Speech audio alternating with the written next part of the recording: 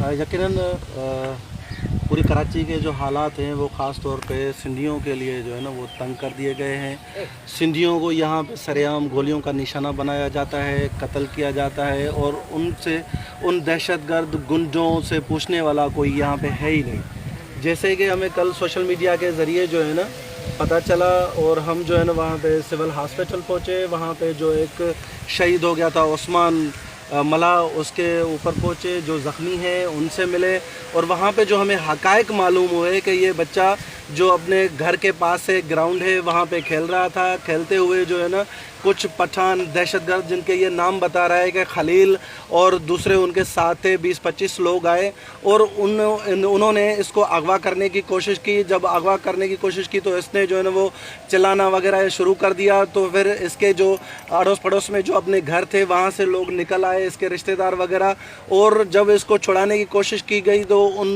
गुंडों दहशतगर्द कातलों ने जो है ना सरेआम गोलियां इनके ऊपर बरसाई, जिसमें ये वसीम ज़ख्मी हुआ है, उस्मान शहीद हो गया और इसके अलावा जो है ना ये अम्मा अमीना हमारे साथ बैठी हुई हैं, ये शहीद ज़ख्मी हुई है, इसकी चोट लगी हुई है। तकरीबन 8 से 9 लोग जो है ना उनको गोलियां लगी हैं, ज़ख्मी हुई हैं, बटों से मारा गया है।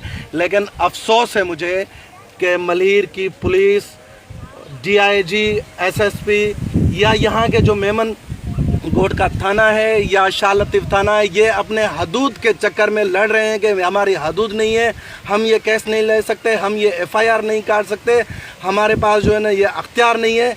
ये मज़लूम क्या ये यूरोप के अंदर बैठे हुए हैं, पाकिस्तान के अंदर नहीं है, पुरअमन शहरी सिंध के नहीं है, पुरअमन शहरी पाकिस्तान के नहीं है, जो इनके साथ इतना बड़ा जुल्म, ज़्यादती, जबर हो गया।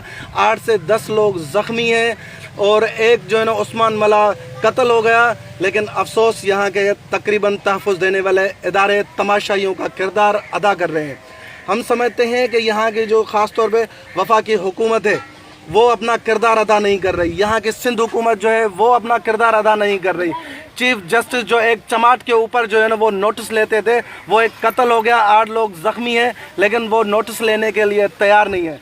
सिंध यूनाइटेड पार्टी के प्लेटफार्म से हम रात भी जिना हॉस्पिटल गए, वहाँ पे डॉक्टर से मिले, ज़ख्मियों से मिले। हम मुकम्मल कोशिश करेंगे और हम ये बताना चाह रहे हैं उन कातिलों को कि सिंध यूनाइटेड पार्टी इन मज़लूम लोगों की अखलाकी, कानूनी मुकम्मल मदद करेगी।